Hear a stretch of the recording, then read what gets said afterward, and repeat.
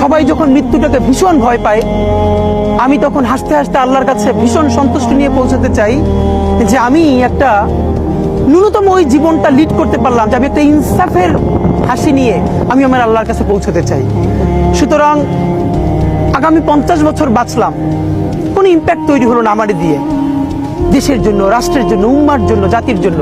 কিন্তু আমি ধরেন 5 বছর বাঁচলাম, সেটার মধ্য দিয়ে যদি আগামী 50 বছরের ইম্প্যাক্ট তৈরি হয়, তাহলে অনেকদিন বেঁচে থাকায় কি সাফল্যের বলেন? শহীদ প্রেসিডেন্ট জিয়াউর রহমান কয়টা দিন বেঁচেছেন, কিন্তু ভাবেন আজকে পর্যন্ত উনি আমার অনুপ্রেরণা। হাঁটতে হাঁটতে আমার পা ফুলে যায়। আমি, আমার টিম সেদিনকে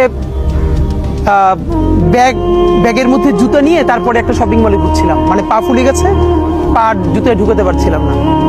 তো জিয়াউর রহমানের একটা ওনার গল্প মনে পড়ছিল, যিনি মাইলকে মাইল যখন হাঁটতেন, ওনার সাথে স্টাফদের পা ফুলে যেত, কিন্তু ওনার তো আর্মি ট্রেনিং আছে। তখন তাকে বলতো, স্যার আপনার তো আর্মি ট্রেনিং, আমরা তো আর পারি না। এই জন্য ওনাকে মানুষ রাখাল রাজা বলতো।